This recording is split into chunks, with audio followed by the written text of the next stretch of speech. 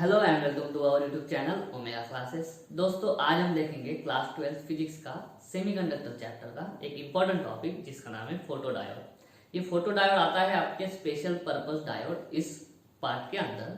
आपको सिलेबस में झिनर डायोड भी था, लेकिन कोरोना के चलते वो झिनर डायोड निकाल दिया गया है। तो स्पेशल पर्पस डायोड में हमें 3 डायोड पढ़ने हैं। पहला है फोटो डायोड, उसके बाद में है एलईडी, ठीक है, और उसके बाद में है आपका सोलर सेल। इन तीनों के बारे में पहले थोड़ा थोड़ा जान लेते हैं, क्योंकि क्या है फिर उसके बाद में फोटो डायोड समझने में आसानी होगी। देखो, एक पीएन जंक्शन डायोड एक कन्वेंशनल डायोड है, ठीक है। उसका फॉरवर्ड बायस आपने देखा होगा, रिवर्स बायस पढ़ा होगा। उसके बाद में डिप्लीशन लेयर क्या होता है, बैरियर पोटेंशियल क्या होता है, डायोड की फॉरवर्ड कैरेक्टरिस्टिक्स कैसी होती है, डायोड की रिवर्स कैरेक्टरिस्टिक्स कैसी होती है, वो नॉलेज आज हमें लगने वाला है, ठीक है। तो पहले इनको जान लेते हैं। फोटो डायोड मतलब क्या? एक ऐसा डायोड है जो लाइट को डिटेक्ट करता है, लाइट को डिटेक्ट करता है। मतलब ये फोटो डायोड जो है वो लाइट सेंसर बोल के हम यूज कर सकते हैं। इसमें क्या हो रहा है, इसमें एक काम हो रहा है, light energy is converted into electrical energy. कौन कर रहा है? डायोड। डायोड के अंदर कैसा होगा पता चल जाएगा आपको। एलईडी जो है इसका फुल फॉर्म है लाइट एमिटिंग डायोड। इसका नाम ही बता देता है। ये डायोड क्या करता है? लाइट इमिट करता है, ठीक है। दिवाली के टाइम पे, शादी के टाइम पे जो हम लाइटिंग लगाते हैं घर पे, उसमें एलईडी ही होता है। और अभी जो हम बल्ब लगाते हैं, जो ज्यादा वारंटी होती है उनकी, वो भी एलईडी ही होता है। तो उसका फुल फॉर्म है लाइट एमिटिंग डायोड। इसमें क्या होगा? उल्टा होगा। इस डायोड को हम इलेक्ट्रिकल एनर्जी सप्लाई करेंगे, ठीक है। इलेक्ट्रिकल एनर्जी हम उसको सप्लाई करेंगे, वो हमें आउटपुट में क्या देगा? आउटपुट में हमें देगा लाइट, ठीक है, ये मालूम है। और सोलर सेल क्या करेगा? वापस उल्टा काम करेगा। लाइट एनर्जी का कन्वर्शन, ठीक है, वो करेगा इलेक्ट्रिकल एनर्जी। मतलब लाइट इंसिडेंट होगी सोलर सेल पे और वो वापस क्या कर देगा? उसका इलेक्ट्रिक करंट हमें जनरेट करके दे देगा। तो दोस्तों, ये जो है स्पेशल पर्पस डायोड में तीनों एक दूसरे से रिलेटेड है। काम दोनों का, तीनों का लगभग सेम ही लगेगा। आज हम खाली देखने वाले हैं फोटो डायोड। तो डायोड को थोड़ा मॉडिफाई करके, उसके फैब्रिकेशन में थोड़े से चेंजेस करके हम क्या कर सकते हैं? लाइट और इलेक्ट्रिकल एनर्जी का इंटर कन्वर्जन कर सकते हैं। तो आज जो पढ़ने वाले हैं फोटो डायोड, उसमें क्या होगा? उसमें हमारा फोटो डायोड लाइट डिटेक्ट करेगा। मतलब फोटो डायोड हमारा लाइट सेंसर बोल के यूज कर सकते हैं हम। और वो क्या करता है? लाइट एनर्जी का कन्वर्शन इलेक्ट्रिकल एनर्जी में कर देता है। ये है उसका ब्रीफ आइडिया फोटो डायोड का। अभी हम उसको पढ़ेंगे थोड़ा डिटेल में, ठीक है। तो चलिए फोटो डायोड पढ़ते हैं। इसका नॉर्मल ब्रीफ एक्सप्लेनेशन क्या होगा? It is a device, it is a device which detects और सेंसेस, मतलब सेंस करता है, सेंसेस द लाइट। ये इसको बोलते हैं लाइट सेंसर, ठीक है। लाइट सेंसर बोल के भी इसको क्या कर सकते हैं? यूज कर सकते हैं। इसमें नोट करने वाले पॉइंट्स कौन से हैं? तो सबसे पहला पॉइंट है, it is operated in reverse biased mode. Operated in reverse biased mode. क्यों इसको फॉरवर्ड बायस में नहीं ऑपरेट कर सकते हैं क्या? तो इसको फॉरवर्ड बायस में भी ऑपरेट कर सकते हैं, लेकिन अपनी कुछ रिक्वायरमेंट्स है जिसके लिए इस फोटो डायोड का रिवर्स बायस में करना बहुत जरूरी है। वो रिक्वायरमेंट आपको आगे पता चल जाएगी। तो ये हमेशा ध्यान में रखना, फोटो डायोड जो है वो हमेशा कौन से मोड में ऑपरेट करता है? वो ऑपरेट करता है रिवर्स बायस मोड, ठीक है। वैसा क्यों, वो भी बताता हूँ। रिवर्स बायस की खासियत क्या होती है वो भी बताता हूँ, लेकिन इसके लिए आपको क्लास 11 का forward bias, reverse bias, forward characteristics और रिवर्स कैरेक्टरिस्टिक्स भी पता होनी चाहिए। जब मैं इसको एक्सप्लेन करूंगा तो वो भी आपको बता दूंगा, ठीक है। तो it is operated in reverse biased mode. तो इसमें होता क्या है देखना। ये है हमारा नॉर्मल पीएन जंक्शन डायोड, ये है हमारा पीएन जंक्शन डायोड, ठीक है। ये एन टाइप है, ये पी टाइप है। आपको मालूम है एन टाइप में क्या होता है? पेंटावैलेंट इंप्यूरिटी होती है। और एन टाइप में मेजॉरिटी कैरियर्स जो होते हैं, मेजॉरिटी कैरियर्स होते हैं इलेक्ट्रॉन्स। और पी टाइप जो है, पी टाइप में होते हैं आपके ट्राइवैलेंट इंप्यूरिटी और पी टाइप सेमीकंडक्टर में आपके जो मेजॉरिटी होते हैं वो होते हैं होल्स। इसमें एन टाइप में होल्स माइनॉरिटी चार्ज कैरियर्स होते हैं और पी टाइप में इलेक्ट्रॉन्स माइनॉरिटी चार्ज कैरियर्स होते हैं। जब आप पीएन जंक्शन डायोड को फॉरवर्ड बायस करते हो तो डायोड में से जो करंट फ्लो होता है वो होता है मेजॉरिटी चार्ज कैरियर्स की वजह से, और वो करंट होता है मिली एम्पियर में, ठीक है, सफिशिएंट होता है। और जब आप उसी डायोड को रिवर्स बायस करते हो तो उस डायोड में से जो थोड़ा बहुत करंट फ्लो होता है वो होता है माइक्रो एम्पियर में, और माइक्रो एम्पियर में करंट फ्लो होता है क्यों? तो वो करंट फ्लो होता है माइनॉरिटी चार्ज कैरियर की वजह से। अभी डायोड को फॉरवर्ड बायस कैसे करते हैं, रिवर्स बायस कैसे करते हैं, वो पिछली वीडियो में हम देख चुके हैं, ठीक है। तो इसको हमें ऑपरेट करना है रिवर्स बायस्ड मोड में। यहाँ पे जब पीएन जंक्शन डायोड हम बनाते हैं तो डायोड बनाने के बाद एक लेयर प्रोड्यूस होता है यहाँ पे, उस लेयर को हम बोलते हैं डिप्लीशन लेयर। उस लेयर को बोला जाता है डिप्लीशन लेयर। और डिप्लीशन लेयर में क्या होता है, डिप्लीशन लेयर में होते हैं सारे हमारे न्यूट्रल एटम्स। डिप्लीशन लेयर कैसे प्रोड्यूस होता है? डिप्लीशन लेयर प्रोड्यूस होता है हमारे इलेक्ट्रॉन और होल का एक दूसरे के अंदर के डिफ्यूजन की वजह से, सही है। तो जो भी चार्ज कैरियर्स है हमारे यहाँ पे है, मेजॉरिटी इलेक्ट्रॉन्स है, माइनॉरिटी होल्स है। यहाँ पे मेजॉरिटी होल्स है, माइनॉरिटी इलेक्ट्रॉन्स है। लेकिन ये जो इतना रीजन है ना, इसको बोलते हैं डिप्लीशन रीजन या डिप्लीशन लेयर। इसमें क्या होता है, इसमें होल और इलेक्ट्रॉन एक दूसरे के अंदर समाये होते हैं। होल और इलेक्ट्रॉन एक दूसरे का चार्ज कैंसिल कर देते हैं। तो डिप्लीशन लेयर के अंदर न्यूट्रल एटम्स होते हैं। डिप्लीशन लेयर के अंदर न्यूट्रल एटम्स होते हैं। एक बैरियर की तरह काम करता है, इलेक्ट्रॉन को इधर आने नहीं देता, होल्स को इधर जाने नहीं देता, ठीक है। क्योंकि ये बीच में क्या आ गई, बड़ी बाधा आ गई, डिप्लीशन। यहाँ पे चार्ज डिप्लीटेड मतलब चार्ज के बिना वाला लेयर, ठीक है। तो यहाँ पे न्यूट्रल एटम्स जो होंगे वो इधर उधर इनकी मूवमेंट होने नहीं देते हैं। तो यहाँ पे बैरियर पोटेंशियल वगैरह बनता है। वो बैरियर पोटेंशियल जो है वो अपोज करने का काम करता है, जो चार्ज कैरियर इधर से उधर जाने से उनको रोकता है, ठीक है। मान लो अभी हम इसको किस में कर रहे हैं ऑपरेट, रिवर्स बायस में। तो रिवर्स बायस में ऑपरेट करेंगे तो क्या, रिवर्स बायस कैसे करेंगे, इस पी साइड पे निगेटिव लगा देंगे और इस एन साइड पे बैटरी का पॉजिटिव टर्मिनल लगा देंगे। इसकी वजह से क्या होगा, तो देखना यहाँ पे देखो, अभी तक मैंने कुछ इस पे लाइट इंसिडेंट नहीं करी है। फोटो डायोड का मैंने क्या बोला है आपको, फोटो डायोड जो है वो लाइट को सेंस करता है। यहाँ पे मैंने अभी तक लाइट दिखाई नहीं है, तो मैंने रिवर्स बायस करा उसको, और रिवर्स बायस करके कुछ पर्टिकुलर वोल्टेज पे उसको रिवर्स बायस करके छोड़ दिया। तो इस नॉर्मल पीएन जंक्शन डायोड की आप रिवर्स कैरेक्टरिस्टिक्स बता सकते हो क्या? तो जरूर, आपको मैं 11 का भी थोड़ा बता देता हूँ। ये जो फर्स्ट क्वाड्रेंट है उसमें हम प्लॉट करते हैं डायोड की फॉरवर्ड कैरेक्टरिस्टिक्स, ठीक है। और डायोड की फॉरवर्ड कैरेक्टरिस्टिक्स होती है ऐसी, जब डायोड फॉरवर्ड बायस्ड होता है। एक पर्टिकुलर वोल्टेज होता है, वहां तक करंट बहुत धीरे धीरे बढ़ता है, और एक पर्टिकुलर वोल्टेज के बाद, जिसको नी वोल्टेज बोलते हैं, और नी वोल्टेज के बाद या फिर थ्रेशोल्ड वोल्टेज के बाद हमारा डायोड करंट लीनियरली बढ़ने लग जाता है वोल्टेज के साथ में, एकदम फास्ट। उसको ब्रेकडाउन वोल्टेज भी बोलते हैं। उस वोल्टेज को बहुत ज्यादा नाम है, ठीक है। एक है ब्रेकडाउन वोल्टेज फॉरवर्ड बायस वाला, ठीक है। दूसरा है थ्रेशोल्ड वोल्टेज, और तीसरा है नी वोल्टेज। आपको सारे वोल्टेजेस याद रखने हैं, ठीक है। तो नी वोल्टेज और थ्रेशोल्ड वोल्टेज याद रखो आप, नी वोल्टेज और थ्रेशोल्ड वोल्टेज। जैसे ही फॉरवर्ड वोल्टेज हमारा नी वोल्टेज इतना हो जाता है, तब तक करंट हमारा धीरे धीरे बढ़ता है। लेकिन नी वोल्टेज पे क्या होता है, हमारा डिप्लीशन लेयर पूरा टूट जाता है, पूरा पतला हो जाता है डिप्लीशन लेयर। तो हमारे चार्ज कैरियर से एक दूसरे को क्रॉस कर सकते हैं। ये मैं फॉरवर्ड बायस की बात कर रहा हूँ, ठीक है। और मैक्सिमम करंट ऐसा फ्लो होने लग जाता है। वो करंट होता है हमारा मिली एम्पियर में। फॉरवर्ड बायस में जो करंट होता है वो होता है मिली एम्पियर। अभी फॉरवर्ड बायस कैरेक्टरिस्टिक्स ढंग से देखो, वोल्टेज बढ़ेगा करंट बढ़ेगा, वोल्टेज बढ़ेगा करंट बढ़ेगा, वोल्टेज बढ़ेगा करंट बढ़ेगा।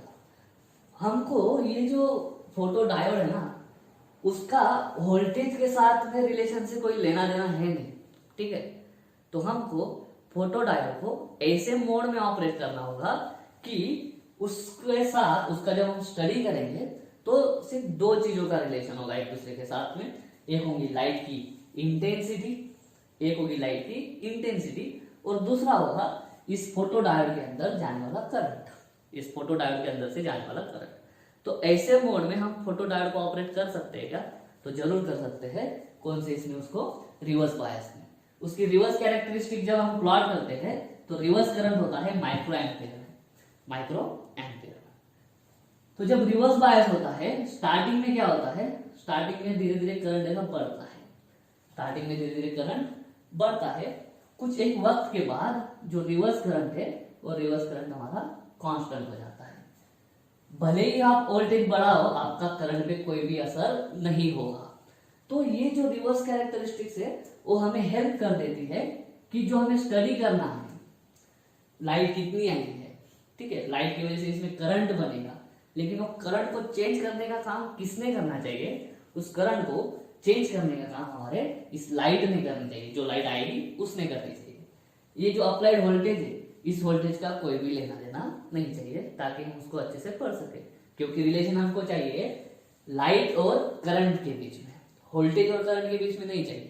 तो वोल्टेज और करंट के बीच में रिलेशन कब है? जब मतलब करंट वोल्टेज पे डिपेंड कब नहीं होता है, तो वो वाला ग्राफ हमें मिलता है रिवर्स बायस्ड मोड पे।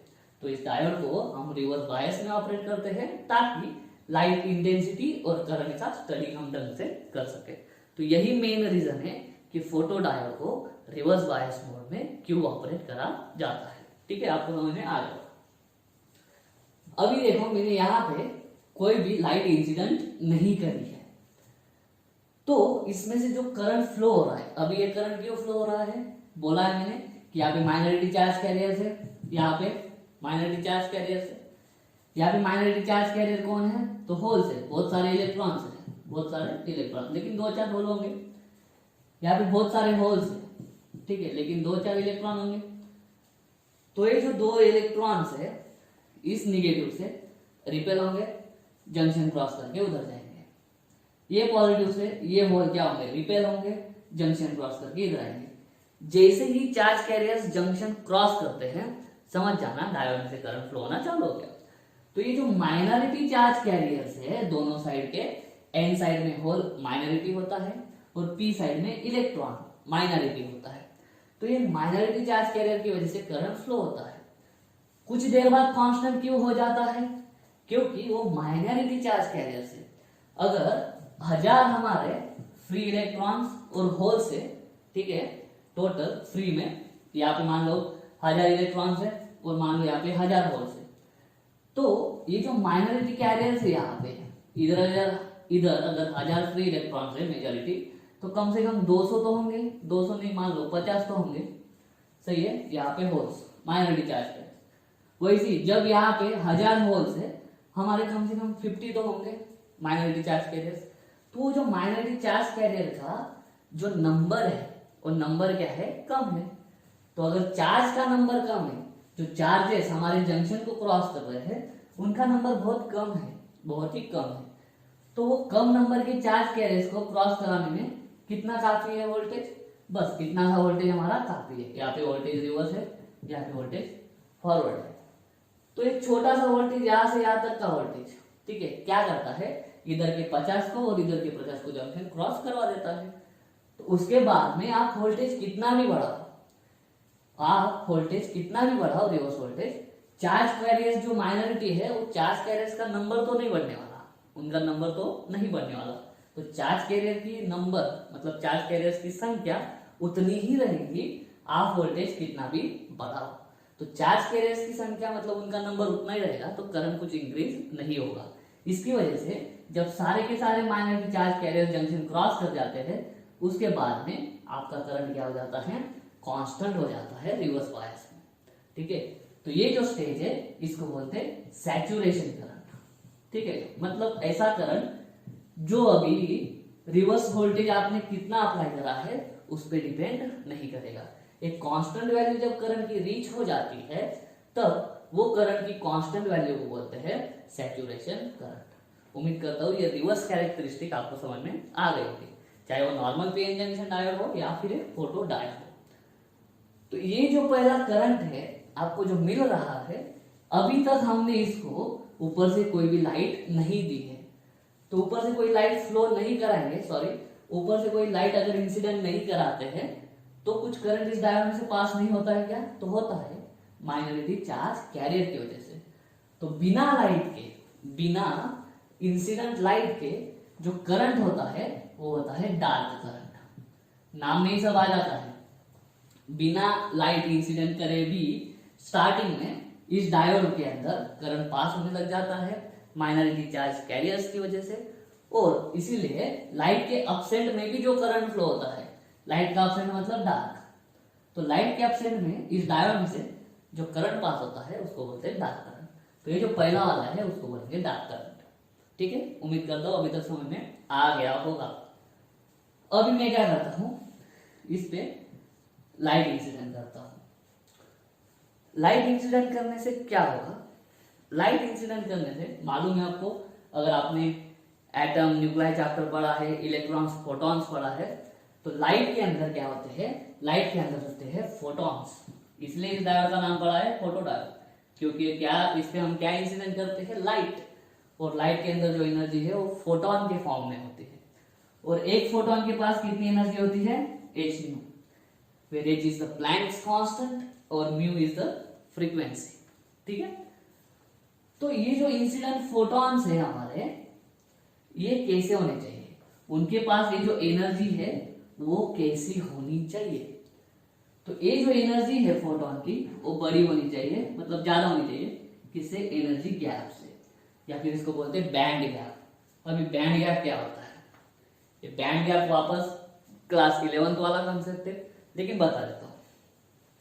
मान लो कोई सब्सटेंस है, ठीक है, उसके अंदर के जो एटम है, ये न्यूक्लियस है, ये फर्स्ट ऑर्बिट, ये सेकंड ऑर्बिट, ये थर्ड ऑर्बिट, ऑर्बिट का ये लास्ट इलेक्ट्रॉन है, वैलेंस इलेक्ट्रॉन।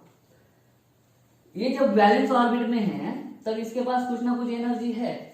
एनर्जी जब गिनते हैं इलेक्ट्रॉन की तो उसको गिनते हैं इलेक्ट्रॉन वोल्ट में। ठीक है, तो कुछ ना कुछ इलेक्ट्रॉन वोल्ट एनर्जी इसके पास होगा, लेकिन ये अभी भी किसके साथ बाउंड है? न्यूक्लियस के साथ में बाउंड है, इलेक्ट्रोस्टैटिक फोर्स ऑफ अट्रैक्शन है। लेकिन जैसे ही इसको किसी कारणवश, मान लो थर्मल एनर्जी की वजह से, मान लो इसे कहीं से थर्मल एनर्जी मिल गई तो इसकी एनर्जी बढ़ जाती है, और इसकी एनर्जी बढ़ने की वजह से ये जो है वो वैलेंस इलेक्ट्रॉन का कन्वर्जन हो जाता है कंडक्शन इलेक्ट्रॉन। कंडक्शन इलेक्ट्रॉन मतलब क्या? Free electron. ठीक है, तो जो वैलेंस ऑर्बिट में था तब वो था वैलेंस इलेक्ट्रॉन। कुछ पर्टिकुलर वैल्यू वाली एनर्जी जैसे ही उसको मिल जाती है तो ये इलेक्ट्रॉन ये ऑर्बिट तोड़ के बाहर निकल जाता है। ऑर्बिट तोड़ के जैसे ही बाहर निकल जाता है वो क्या हो जाता है? फ्री हो जाता है, और वो फ्री इलेक्ट्रॉन ही किसके काम में आता है? हमको कंडक्शन करने के लिए काम में आता है। तो अगर हमारा जो फोटोन यहाँ पे आ रहा है, अभी इधर बीच में क्या है? न्यूट्रल एटम है। न्यूट्रल एटम में मतलब कंडीशन ऐसी है, इतनी है कंडीशन। ठीक है, यहाँ पे सारा न्यूट्रल है, मतलब एटम है, एटम जो है उसके अंदर ऑर्बिट से, ऑर्बिट के अंदर इलेक्ट्रॉन और होल एक दूसरे में कंबाइन हो चुके हैं, ऐसी वाली कंडीशन है, न्यूट्रल है सब कुछ। ठीक है, ये लाइट जैसे ही इंसिडेंट होगी हमारी, ये लाइट की जो फोटोन वाली जो एनर्जी है, लाइट के अंदर फोटॉन्स है, वो फोटॉन्स की एनर्जी कौन एब्सॉर्ब करता है? फोटोन की एनर्जी हमारा इलेक्ट्रॉन एब्सॉर्ब करता है। लेकिन अगर जो इलेक्ट्रॉन ने जो एनर्जी एब्सॉर्ब करी है वो एनर्जी अगर बैंड गैप से, अभी बैंड गैप मतलब क्या? ये वैलेंस बैंड और एक कंडक्शन बैंड। तो वैलेंस बैंड मतलब जब इलेक्ट्रॉन किसमें है? वैलेंस ऑर्बिट में है, तब उसके पास कितनी एनर्जी होगी? इतनी एनर्जी होगी, वैलेंस बैंड वाली एनर्जी होगी। जैसे ही वो ऑर्बिट तोड़ता है या फिर ऑर्बिट छोड़ता है, निकलता है, तो तुरंत नहीं निकलेगा, उसको कुछ ना कुछ अमाउंट ऑफ एनर्जी लगेगी।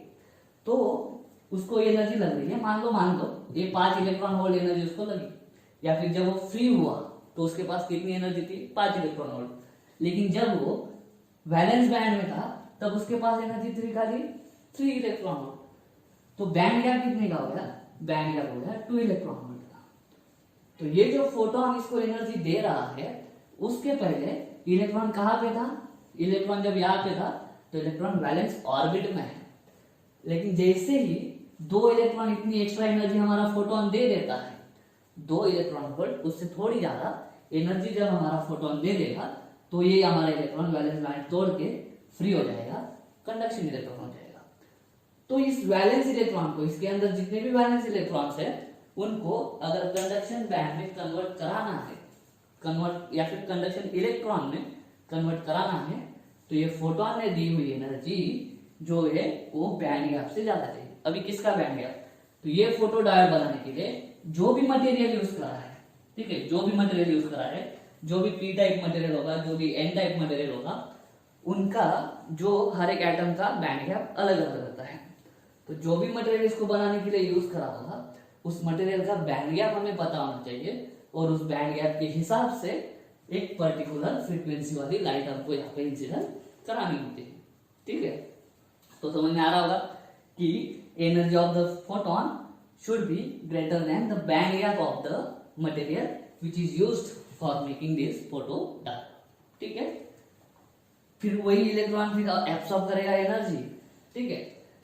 तो यहाँ पे अभी क्या होगा, हमने फोटोन इंसिडेंट करा, फोटोन जैसे ही इंसिडेंट करा है, यहाँ पे जो हमारी पहले इलेक्ट्रॉन होल पेयर थी, ऐसी रिकम्बाइंड पेयर थी, अभी क्या हो जाएगा, इस फोटोन के आने की वजह से वो बॉन्ड टूट जाएगा, मतलब इलेक्ट्रॉन सेपरेट हो जाएगा, और इलेक्ट्रॉन सेपरेट होने की वजह से अभी एटम में क्या बन जाएगा, एटम में होल बन जाएगा, तो उसको पूरे को हम बोल देंगे होल।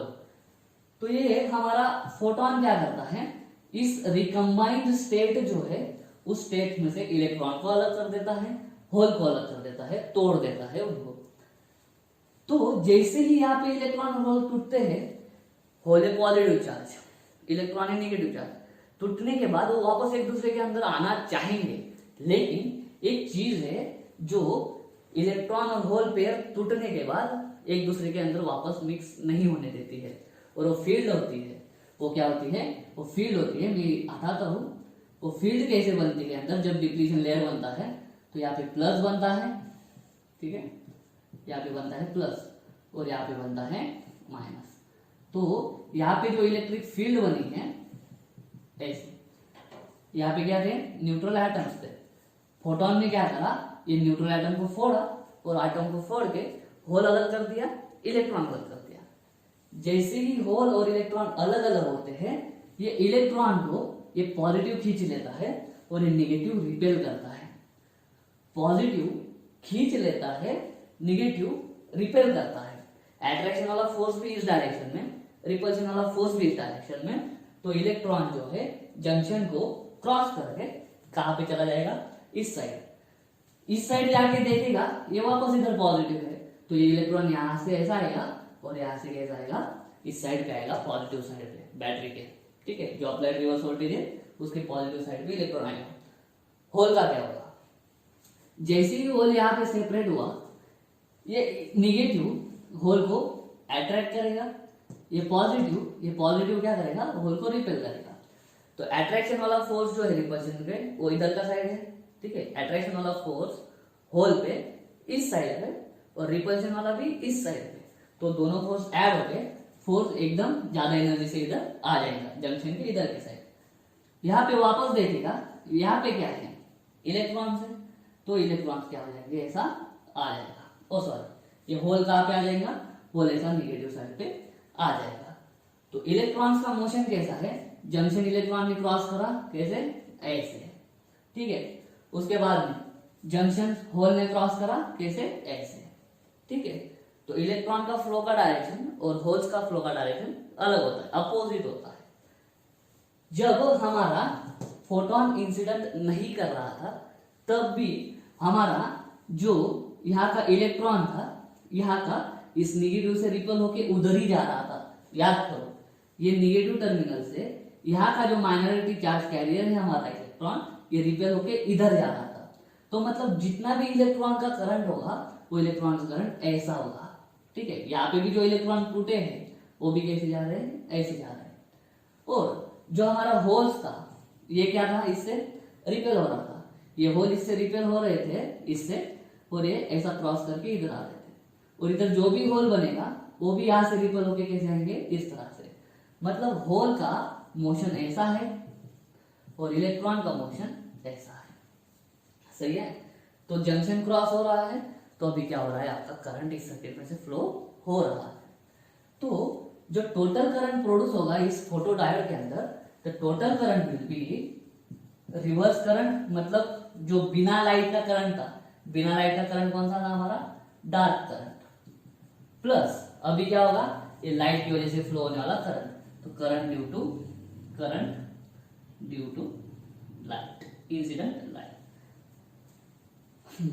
तो अभी क्या हो जाएगा, लाइट इंसिडेंट होने की वजह से करंट बढ़ जाएगा। अभी ये जो लाइट इंसिडेंट हो रही है उसकी कुछ तो क्या होती है, इंटेंसिटी होती है।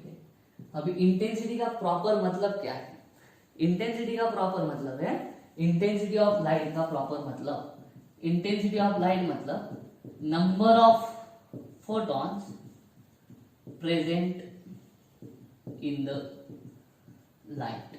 उस लाइट में जो इंसिडेंट लाइट है उसके अंदर कितने फोटॉन्स है। जिस इंसिडेंट लाइट के अंदर ज्यादा फोटॉन्स होंगे उस इंसिडेंट लाइट का इंटेंसिटी ज्यादा होगा। मान लो यहाँ पे मैंने इतनी लाइट इंसिडेंट करी है, बस इतने से ही फोटॉन मैंने इंसिडेंट करे हैं, कम फोटॉन इस पे इंसिडेंट करे हैं, तो ये कम फोटॉन्स यहाँ के कम इलेक्ट्रॉन होल पेयर को सेपरेट कर पाएगा।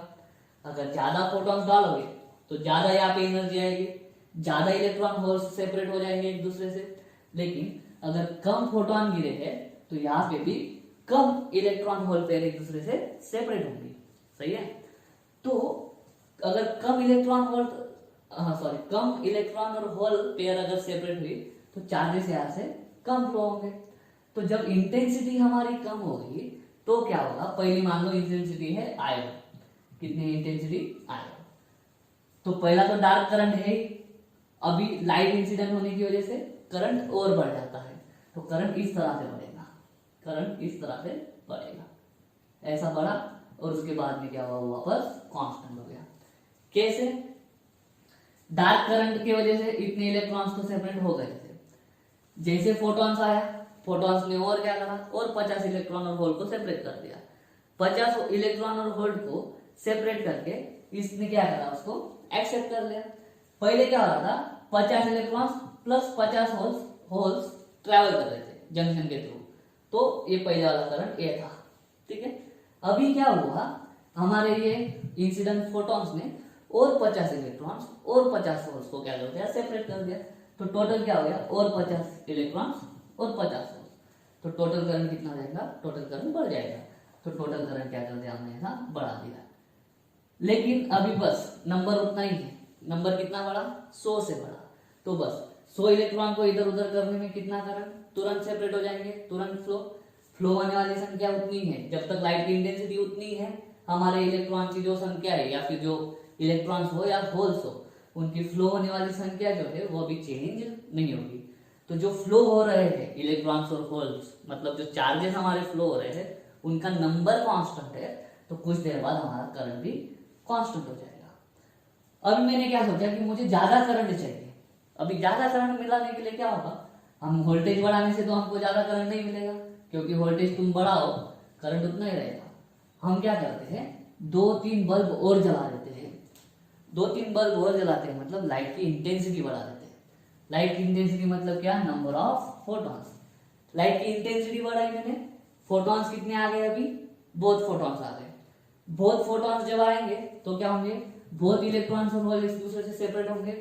ये इंट्रिंसिक इलेक्ट्रिक फील्ड है डायोड के अंदर वाली, डायोड के अंदर वाली ये जो इंट्रिंसिक फील्ड है वो वापस ज्यादा इलेक्ट्रॉन इधर अट्रैक्ट कर लेगी, ज्यादा होल्स इधर अट्रैक्ट हो जाएंगे, ज्यादा चार्जेस जंक्शन को क्रॉस करेंगे, ज्यादा करंट इसमें से फ्लो होगा, रिवर्स करंट। तो मतलब इंटेंसिटी में जैसे बढ़ाओ वैसे वैसे क्या होता है, आपका करंट फ्लो होने लग जाता है, और उसका करंट जो फ्लो होता है उसका जो मैग्नीट्यूड है, मैग्नीट्यूड भी क्या होता है, मैग्नीट्यूड बढ़ने लगता है।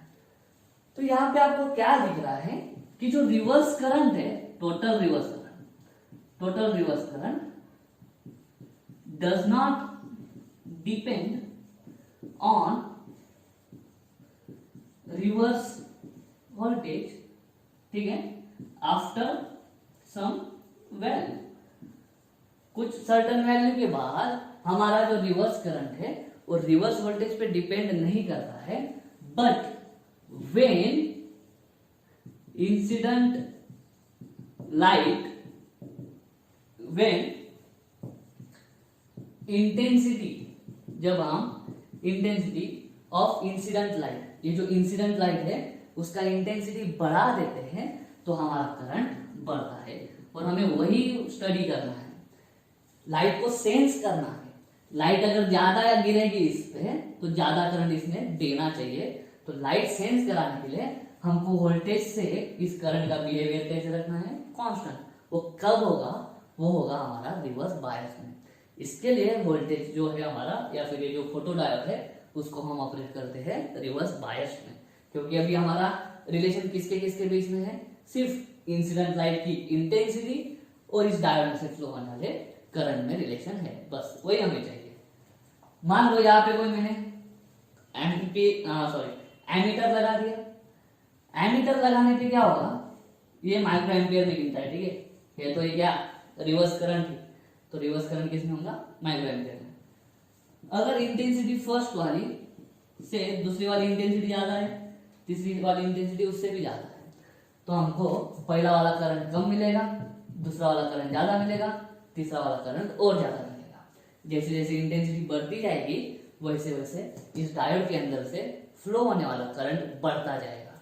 और ये जो है, ये जो काम हो रहा है पूरा, ये होता है फ्रैक्शन ऑफ सेकंड में, फ्रैक्शन ऑफ सेकंड। जब भी ये फोटो डायोड बनता है, ये फोटो डायोड को यहां से और यहां से इधर से पूरी कवरिंग होती है।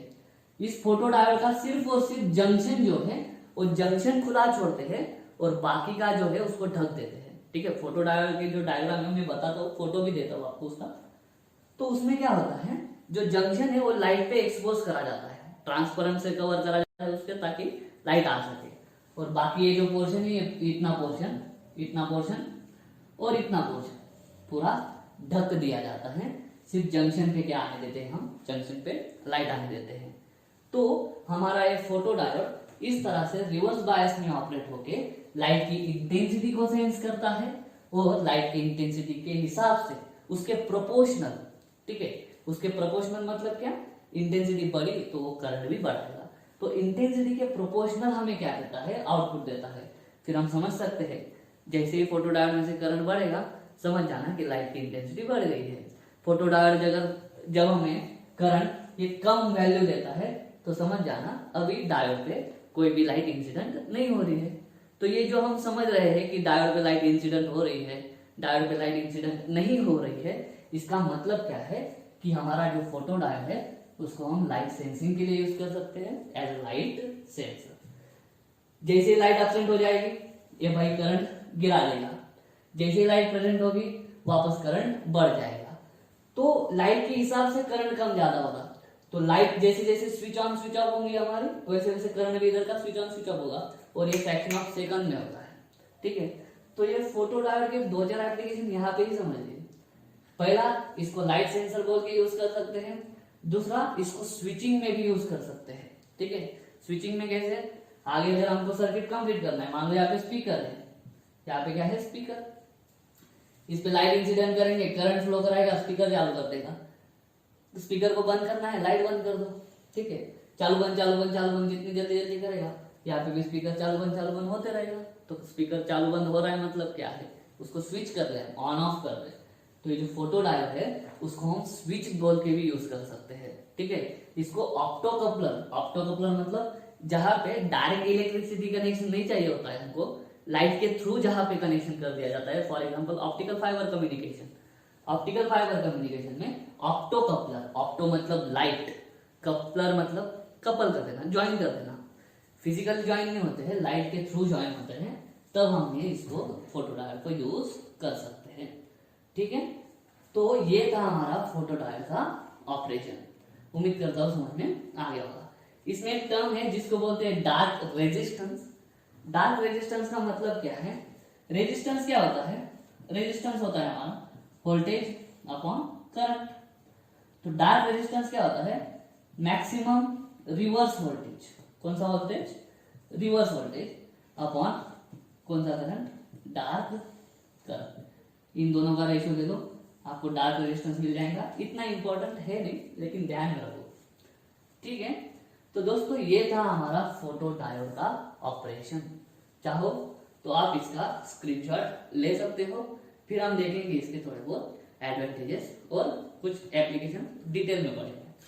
तो दोस्तों फोटो डायोड के जो एप्लीकेशन है आपके बुक में दिया है ढंग से, उसमें जो दो एप्लीकेशन है, एक है आपका बर्गलर एंड स्विचेस और दूसरा है आपका नॉट काउंटिंग मशीन। ठीक है, तो काउंटिंग के लिए कैसे यूज करा जाता है या बर्गलर अलार्म में कैसे यूज करा जाता है वो हम देखते हैं। बाकी तो है आपका कपलर के लिए यूज होता है, फास्ट स्विचिंग के लिए यूज होता है, बहुत सारे ऑप्टिकल फाइबर में यूज होता है। सही है, वो तो हो गया। लेकिन अभी हम पढ़ेंगे कि बर्गलर अलार्म कैसे काम करता है ये फोटो डायोड के हिसाब से। तो अभी आपको पता चल गया होगा, मान लो ये हमारा कोई दरवाजा है जिसके अंदर से चोर के आने की संभावना है। तो हम दरवाजे के एक साइड पे क्या कर देते हैं, एक साइड पे एक कंपार्टमेंट छोटा सा खुफिया कंपार्टमेंट बना के वहां पे फोटो डायोड लगा देते हैं। और इस फोटो डायोड के सामने एक सोर्स होता है लाइट का, और वो लाइट होती है इंफ्रारेड। कौन सी लाइट होती है? इंफ्रारेड। इंफ्रारेड ऐसी लाइट है जो हमें दिखती नहीं है लेकिन होती है।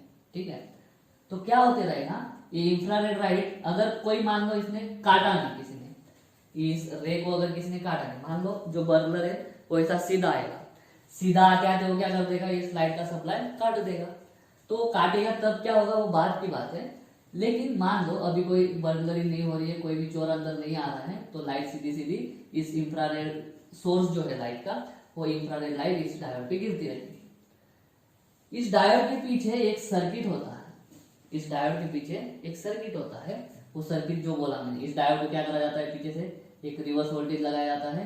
मान लो ये कोई रिवर्स वोल्टेज है, ठीक है, ये हमारा डायोड है। ये जो डायोड है जब तक इस पे लाइट फॉल हो रही है, ये लाइट फॉल हो रही है, ये डायोड क्या देगा हमें, डायोड करंट देगा। डायोड क्या देगा, करंट। तो इस सर्किट में से क्या फ्लो होने लग जाएगा, पीछे वाले सर्किट के अंदर से करंट फ्लो होने जाएगा। करंट जब फ्लो होगा तो यहाँ पे होता है एक प्लंजर, यहाँ पे क्या होता है, एक प्लंजर। ठीक है, और ऐसा सर्किट कंप्लीट होता है। इस प्लंजर के नीचे क्या करते हैं, इस प्लंजर के नीचे हम कॉपर लगा देते हैं, ये वाला कॉपर है, इसको बोलते हैं प्लंजर। अभी प्लंजर क्यों, क्योंकि वो प्लंज करता है, मतलब उठता है और नीचे गिरता भी है। ठीक है, तो जब इसमें से करंट फ्लो होगा, करंट फ्लो हुआ, करंट की वजह से क्या होता है, करंट की वजह से मैग्नेटाइजेशन होता है। तो यहाँ पे क्या होगा, ये इधर जो है मैग्नेटाइजेशन हो जाता है। मैग्नेटाइजेशन होने की वजह से ये जो हमारा प्लंजर है ना, ये ऊपर उठ जाता है। मान लो अभी करंट फ्लो हो रहा है ना, तो अभी ये जो है वो ऊपर वाली पोजीशन है। ये कौन सी पोजीशन है, ऊपर वाली। और इसके नीचे दूसरा और एक सर्किट रहता है, उस सर्किट इस तरह का रहता है, वो सर्किट इस तरह का रहता है। ठीक है, इस सर्किट का भी सप्लाई होता है। और यहाँ पे क्या होता है, एक रिले होता है। रिले मतलब क्या, एक स्विच होता है जो अपने आप काम करता है, जो अपने आप काम करता है। ठीक है, आगे इसके फिर एक बोकू लगा देंगे हम अलार्म वाला जो बजेगा। ठीक है, कनेक्शन कर देंगे इसका। क्या होता है, जब तक इसमें से करंट पास हो रहा है तब तक यहाँ पे मैग्नेटिज्म बन रहा है, तब तक हमारा एक प्लंजर ऊपर उठा हुआ है। जैसे ही कोई ये सप्लाई काट देगा, ऐसे काट दिया चल के, तो जब आदमी इस इंफ्रारेड के सामने रहेगा, इस लाइट के सामने, तो इधर से इधर जाने वाली लाइट को वो ब्लॉक कर देगा। तो लाइट को ब्लॉक कर दिया मतलब यहाँ पे लाइट नहीं पहुंचेगी। लाइट नहीं पहुंची तो इसके अंदर से करंट पास नहीं होगा। करंट पास नहीं हुआ तो इसका मैग्नेटाइजेशन निकल जाएगा। मैग्नेटाइजेशन जैसे ही निकल जाएगा, ये प्लंजर हमारा नीचे आ जाएगा, क्योंकि ये हमारा मैग्नेट जो था, मैग्नेट ने इस प्लंजर को ऊपर उठाया हुआ था। अब इसका मैग्नेटाइजेशन खत्म हो गया तो इसकी मैग्नेटिक पावर खत्म हो गई, और ये जो रॉड है वो ऐसा प्लंजर नीचे गिर जाता है। नीचे जैसे ही गिरा, यहाँ पे टच हो जाता है इस पे, ये कॉपर है, ये नीचे वाला जो बेस है वो क्या है, कॉपर का। अब ये देखो यहाँ पे सप्लाई है, यहाँ से करंट पहले फ्लो होना चाहता था, लेकिन ये सर्किट क्या था हमारा, ओपन। क्यों, क्योंकि प्लंजर ऊपर था।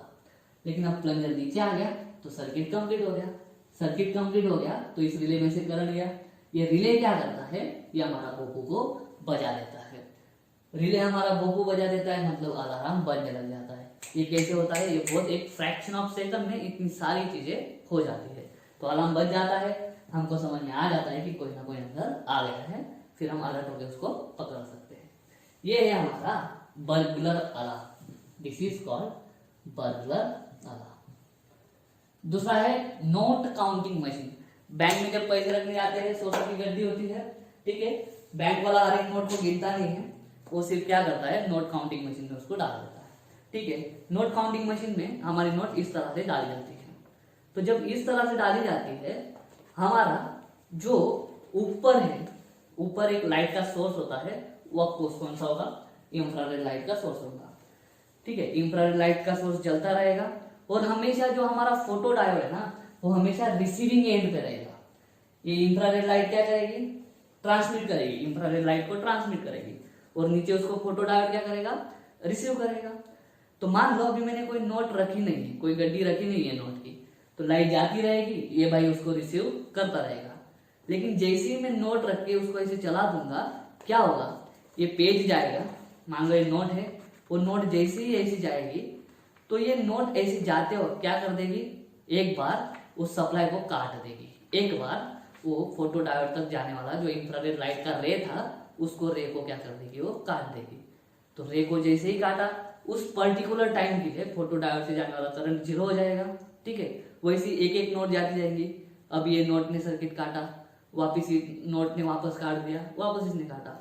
तो जितनी बार ये हमारे नोट्स जो इंफ्रारेड लाइट ऊपर से आ रही है, नीचे हमारा फोटो डायोड उसको सेंस कर रहा है, लेकिन नोट जैसे ही जाएंगी रास्ते में से, वो क्या करती जाएंगी, सप्लाई को काटती जाएंगी, वो लाइट बीम को काटती जाएंगी। तो कितनी बार हमारा लाइट बीम काटा गया है, उसको मेजर करने के लिए नीचे कंप्यूटर का काउंटर लगा होता है। तो काउंटर मेजर कैसे करता है, तो फोटो डायोड तक जो लाइट का रे जा रहा था, ये हमारा एक एक नोट एक एक बार उस रे को काट देता है। ठीक है, तो पहली नोट गई ऐसे, सप्लाई काट दिया, वापस आ भी गया, सप्लाई काट दिया, दूसरी नोट गई, काट दिया, वापस आ गया, काट दिया सप्लाई, वापस आ गया। ठीक है, तो ऐसा कितना बार हुआ, कितने बार हमारा जो फोटो डायोड है उसके पास जो जाने वाली इंफ्रारेड लाइट का जो रे था, वो कितनी बार क्या हुआ, काटा गया। उसका गिनने का काम कंप्यूटराइज काउंटर कर लेता है और हमको फिर नोट का नंबर दिखाता है। 100 की गड्डी है, 100 नोट की, तो एक इतने से बहुत जल्दी गिनी जाती है नोट्स, तो इतने से टाइम पे वो फोटो डायोड 100 बार क्या करता है, स्विचिंग करता है और हमको नोट का नंबर बताता है कितना, 100। ठीक है, तो उसमें भी किसका जो यूज होता है, उसमें भी हमारा फोटो डायोड का यूज होता है नोट काउंटिंग मशीन में। तो दोस्तों आज की वीडियो में हमने देखा कि फोटो डायोड होता क्या है, उसको रिवर्स बायस में ही क्यों ऑपरेट करते हैं, इंटेंसिटी बढ़ाते हैं तो उसकी हम करंट कैसे बढ़ता है, लाइट सेंस कैसे करता है, और उसका एप्लीकेशन भी हमने देख लिया है। उम्मीद करता हूँ आज का वीडियो अच्छा लगा होगा। अगर ऐसा है तो वीडियो को लाइक करो, वीडियो को शेयर करो, चैनल को सब्सक्राइब कर देना। मिलता हूँ नेक्स्ट वीडियो में, तब तक के लिए